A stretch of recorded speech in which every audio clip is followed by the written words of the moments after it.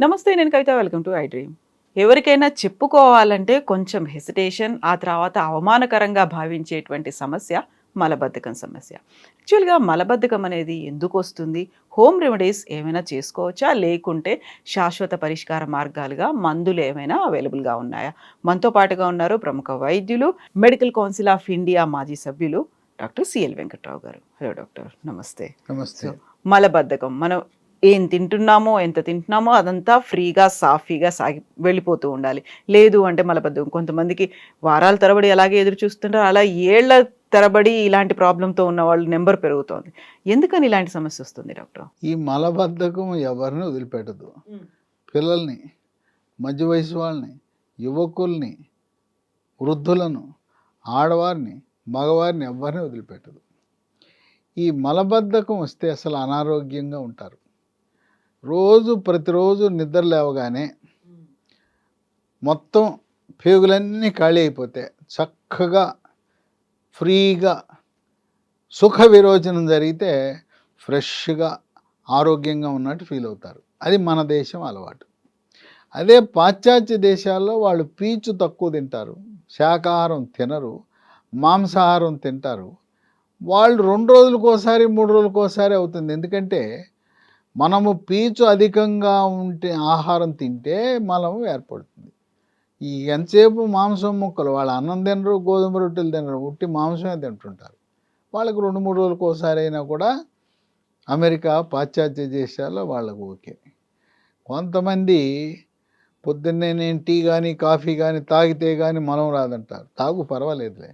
ఇంకా కొంతమంది దీనికిను చుట్టకి cigarette బీడీకి link పెడతారు. అసలు అది శాస్త్రీయత లేదు, మీరు కల్పించుకున్నదే. కాఫీ టీకిను చుట్టకిను మల విసర్జనకి ఎటువంటి సంబంధం లేదు. మీ మైండ్లో అట్లా సెట్ చేసుకున్నారు. మీ వాచి, మీ అలారం అంట పెట్టుకున్నారు. నేను కాఫీ టీ తాగితే కానీ బయటికి రావద్దు అని ఏదో మీరే పెట్టుకున్నారు. సైకలాజికల్‌గా మానసికంగా పెట్టుకున్నారు. చుట్ట తాగి లోపలికి వెళ్తే బయటకు వస్తుందని, లేదా ఆ కూర్చొని చుట్ట తాగుతూ కూర్చుంటే వస్తుంది అనేసి.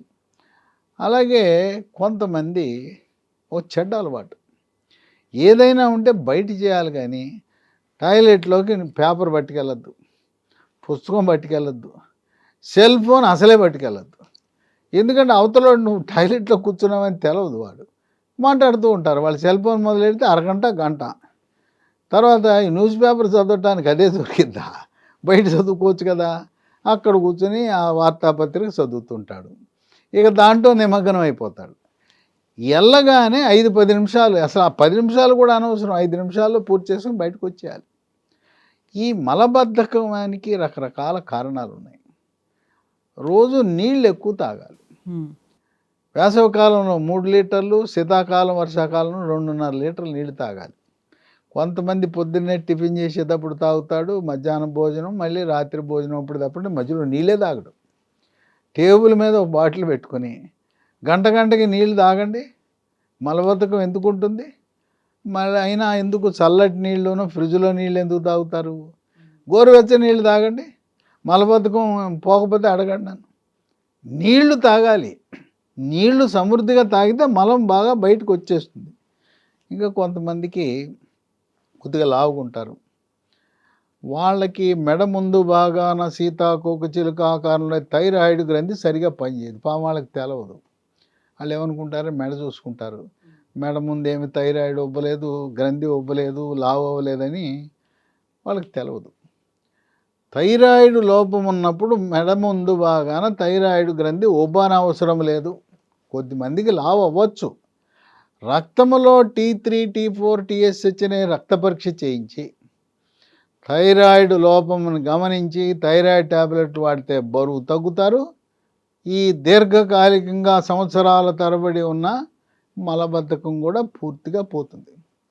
డాక్టర్లు చాలా బిజీగా ఉంటారు, వాళ్ళు అడగరు. మలబద్ధకం అంటే రాసేస్తుంటారు. ఈ మలబద్ధకం ఉన్నవాళ్ళు ఓ డాక్టర్ని కాదని ఆ డాక్టర్, ఈ డాక్టర్ కాదని డాక్టర్లు మారుస్తుంటారు, హాస్పిటల్స్ మారుస్తుంటారు. ఇంగ్లీష్ వైద్యం పనిచేయట్లేదు, ఆయుర్వేదం అది పనిచేయలేదు, హోమియోపతి అది పనిచేయలేదు, యునాని, సిద్ధ చివరికి అన్ని రకాల వైద్యాలు అయిపోతాయి. ఏం చేయాలో దిక్కుతోచని పరిస్థితి. అసలు ఈ డాక్టర్లకి నా జబ్బే అర్థం కావట్లేదు. ఏమి డాక్టర్లు, ఏం వైద్యం, ఇన్ని చోట్ల తిరిగాను, నా మలబద్ధకాన్ని పోగొట్టలేదని బాధపడుతూ ఉంటారు. షుగర్ వ్యాధి ఉంటుంది. ఒక 5 ఏళ్ళు దాటినాక షుగర్ వ్యాధి వల్ల పెద్ద పేగుకి సరఫరా చేసే నరాల బలహీనత వల్ల అవి పడుకుంటాయి. మలబద్ధకం అనేది షుగర్ దీర్ఘకాలంగా ఉంటే కూడా ఉండొచ్చు. వృద్ధాప్యం ఉంది, ఎక్కువసేపు పడుకుంటారు. మనం పడుకుంటే పేగులు కూడా పడుకుంటాయి. మనం రెస్ట్ తీసుకుంటే పెద్ద పేగు కూడా పడుకుంటాయి. పెద్ద పేగు కదలిక ఉంటేనే మలం బయటకు వస్తుంది. ఇంకా గర్భవతులకు కూడా మలబద్ధకం ఉంటుంది. ఆ గర్భవతులకు ఉన్న మలబద్ధకం వల్ల మొలలు కూడా వస్తాయి, పైల్స్. దానికి ఏం ఆపరేషన్ అవసరంలా. ఆ డెలివరీ అవగానే, ప్రసవం అవగానే మలబద్ధకం పోతుంది, పైల్స్ కూడా పోతాయి. అట్లాగేదో కాలో ఎముకో ఇరుగు ఉంటుంది, పడుకుంటాడు. పడుకున్నప్పుడు ఎక్కువసేపు పడుకుంటే పెద్ద పేగులు కూడా పడుకుంటాయి. ఇక వీటన్నిటికీ తోడు ఇరిటబుల్ బవల్ సిండ్రోమ్. ఇది చాలా విచిత్రం.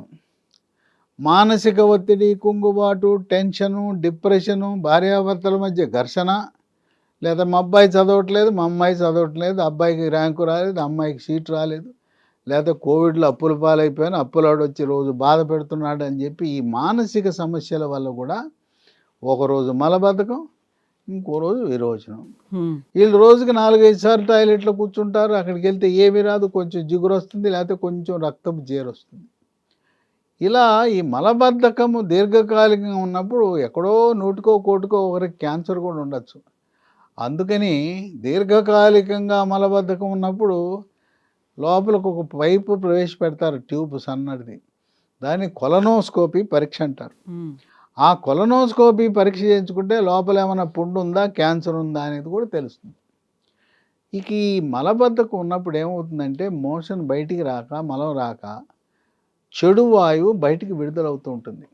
అపాన వాయువు దుర్వాసనతో, శబ్దంతో బయటికి రావటం, పక్కవాడు అసహించుకునే విధంగా ఆత్మన్యూన్యతకు గురవుతుంది, డిప్రెషన్కు గురవుతారు. నా వల్ల పక్కవాడు ఇబ్బంది పడుతున్నాడే, నన్ను చూసి వాడు అసహించుకుంటున్నాడు, నేను వాసన కొడుతున్నాను, కొంతమంది నేను వాసన కొడుతున్నాను, నాకు మలం బయటికి రాలేదు, నాకు పిత్తులు వస్తున్నాయి, అపానవాయువు వస్తుంది, నన్ను వాళ్ళు చూసి అసహించుకుంటున్నారు అనే భావం లోపల పెట్టుకుని తన సహచరులతో కలవటానికి కొంత ఆత్మన్యూన్యతకు కూడా గురయ్యే సందర్భాలు ఉన్నాయి. తేపులు వస్తుంటాయి, పొట్ట ఉబ్బిపోతుంది, పొట్ట మీద అప్పుడప్పుడు కొట్టుకుని చూస్తే డోలు కొడితే ఎట్లా అయితే డప్పు శబ్దం డమా డమా అంటుందో అట్లా ఉంటుంది. లోపల పేగులు గుడగుడా అని శబ్దాలు వస్తాయి. మల విసర్జన జరగలేదంటే ఆ రోజు అనారోగ్యానికి గురైపోతాడు. అంటే మలం శుభ్రంగా వెళ్ళిపోయిందంటే అబ్బా, గర్భవతికి శిశువు బయటకు వచ్చినట్టు, ఆహా ఓహో డెలివరీ అయినట్టుగా, సుఖప్రసవం లాగా సుఖ విరోచన జరిగింది నాయన అని అనుకుంటుంటాడు. ఇక ఇది పరిస్థితి. కొంతమంది ఆముదం తాగుతుంటారు. ఆముదం తాగకూడదు. ఆముదం తాగితే చిన్న పేగులు గందరగోళానికి గురై చిక్కులు పడిపోయి డేంజర్ అయిపోతుంది. కనుక పిల్లలు కానీ పెద్దవాళ్ళు కానీ ఎవరు ఆముదం అనేది వాడకూడదు. ఈ ఇరిటబుల్ బౌల్ సిండ్రోమ్ ఉండేవాళ్ళు టాయిలెట్లోనే గడపడంతో పాటు వాళ్ళు లోపల ఆగిపోతూ ఉంది, కింద దాకా వచ్చింది, ఇంకో 2 అంగుళాలు కిందకి దిగట్లేదని చెప్పి సొంతం ఎవరు చెప్పరు.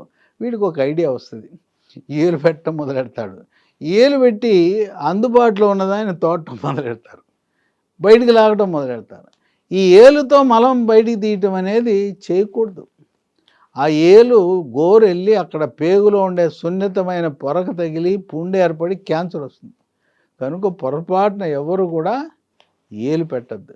ఇంకా కొంతమంది సొంత వైద్యం, ఓహో ఎనిమా ఇచ్చుకుంటే ఎట్టుంటుందని ఎనిమాలకు అలవాటు పడతారు. ఎనిమాలు కూడా చేయించుకోకూడదు.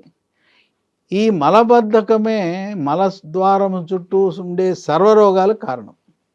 మలబద్ధకం ఉంటే అక్కడ చిన్నగా చర్మం చీలుతుంది. చీలినప్పుడు ఇక నొప్పి, దాన్నే ఫిషర్ అంటారు. ఇక నరకయాతన, మలము మేక వంటల్లాగా బయటకు వస్తుంటుంది. అక్కడ వచ్చినప్పుడు గట్టిగా ఉండి ఇక వాడికి స్వర్గం కాదు నరకం కనపడుతుంది. ఏడుస్తుంటారు, కళ్ళంటే నీళ్ళు వస్తాయి. మలానికి మల విసర్జనకి వెళ్ళాలంటే భయపడతారు. అది ఫిషర్. ఫిషర్ అంటే గుడ్డి గుర్తు, బాగా నొప్పి ఉంటుంది. కొంతమంది పైల్స్, ఫిషరు అది ఇది అని అంటుంటారు. పైల్స్ అనగా మలబద్ధకం వల్ల మల విసర్జన సమయంలో 1, 2 కానీ బొట్లు రక్తము చుక్కల రూపాన కానీ పిచికారి కొట్టినట్టు కానీ రక్తం పట్టాన్ని నొప్పి ఉండదు అక్కడ. పైల్స్ అంటే నొప్పి ఉండదు, ఫిషర్ అంటే నొప్పి ఉంటుంది. ఈ రెండు కూడా మూల కారణం మలబద్ధకమే. మలబద్ధకాన్ని ఎప్పుడైతే మనం నివారించామో ఫిషర్కి ఆపరేషన్ వద్దు, పైల్స్కి కూడా ఆపరేషన్ వద్దు. పైల్స్లో 4 దశలు ఉంటాయి. అసలు మూల కారణాన్ని మనము నివారించకుండా ఫిషర్కి ఆపరేషన్ చేయించుకున్నావు, పైల్స్కి ఆపరేషన్ చేసుకున్నావు, మళ్ళీ వచ్చేస్తాయి. వాళ్ళు చెప్పరు డాక్టర్లు, ఇది నువ్వు మలబద్ధకం వల్ల వచ్చిందని చెప్పరు. మలబద్ధకాన్ని నివారించుకోకపోతే మళ్ళీ వస్తుందని చెప్పరు. మన పూర్వీకులు సోనాముఖి అనే ఆకు ఉంది, దాన్ని కూరల్లో వేసేవారు, చారులో వేసేవారు. ఆ సోనాముఖి ఆకుకి మల విసర్జన సాఫీగా జరిగే గుణం ఉంది. ఇప్పటికి కూడా గ్రామాల్లో కిరాణా దుకాణాలకు వెళ్తే సోనాముఖి ఆకు లభిస్తుంది. దాన్ని పొడి చేసి పొద్దున 1 స్పూను, రాత్రి 1 స్పూను, లేదా రాత్రి 2 స్పూన్లు వేసుకుంటే మల విసర్జన చక్కగా జరుగుతుంది.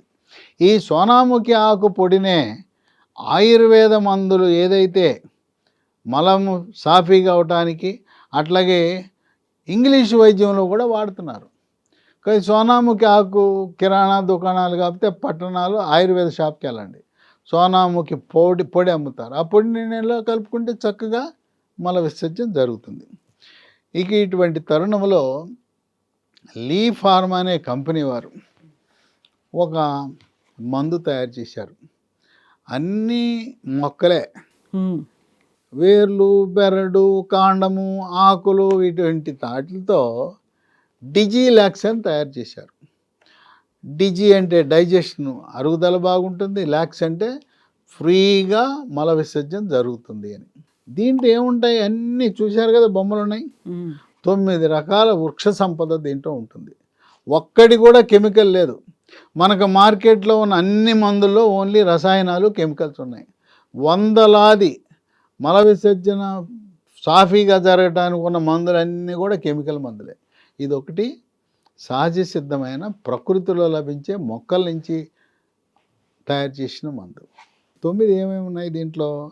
అంజీర ఉంది, సోనాముఖి ఉంది, 3 జీరక, 4 అడవి దొండ, 5 అతి మధురము, 6 రేల, 7 సొంటి, 8 వామాకు, 9 కరక్కాయ. దీంట్లో ఏమైనా కెమికల్స్ ఉన్నాయా? ఇవన్నీ మనకు తెలిసినాయే కదా. మన వంట ఇల్లే ఔషధశాల, వంటింట్లో ఉండే వాటినన్నీ కలిపి మందుగా తయారు చేశారు.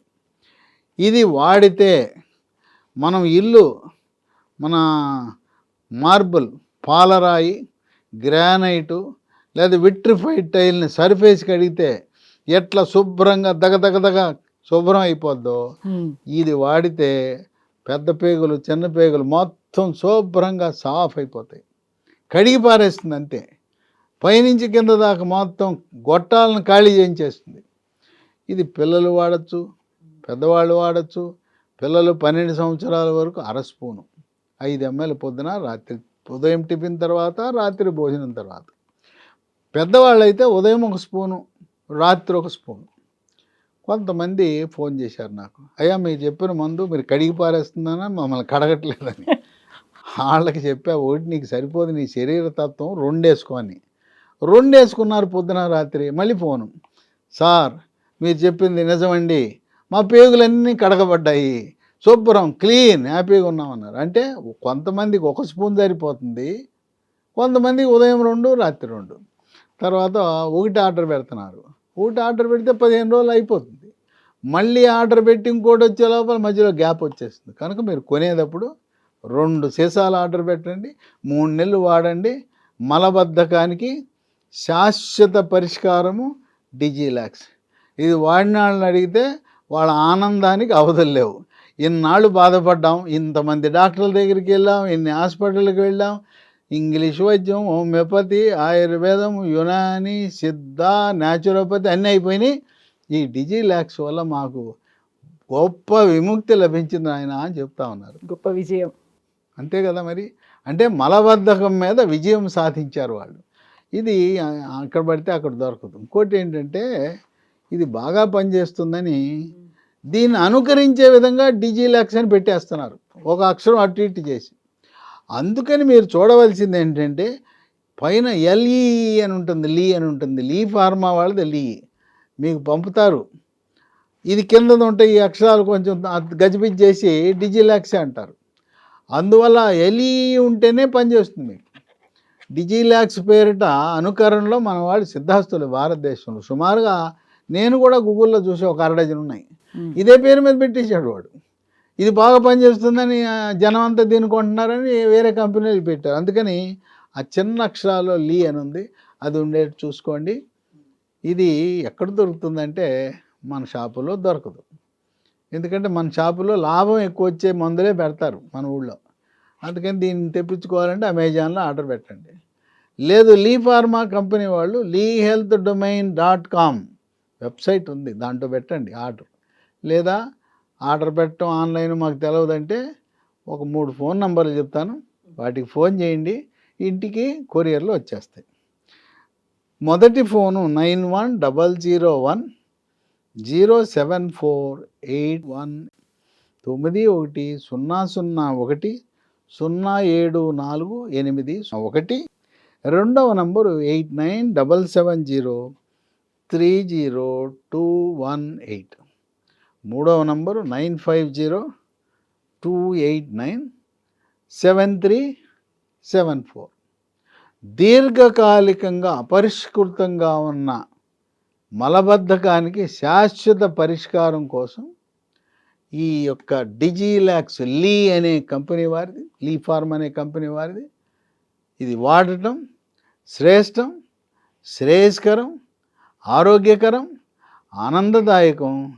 గర్భవతులు కూడా నిశ్చింతగా ఎటువంటి సంకోచం లేకుండా గర్భము ధరించిన తరువాత వచ్చిన మలబద్ధకాన్ని పారదోలటానికి మీ చిన్న పేగులను పెద్ద పేగులను మన ఇల్లు సర్ఫేస్ ఎలా కడుక్కుంటామో మన పేగులను కూడా సర్ఫులా ఇది పనిచేసి శుభ్రంగా గ్లాసు పైపులు ఎలా కడగబడతాయో మీ యొక్క చిన్న పెద్ద పేగులను కడిగి మీకు శాశ్వత విముక్తినిస్తుంది డిజిలాక్స్.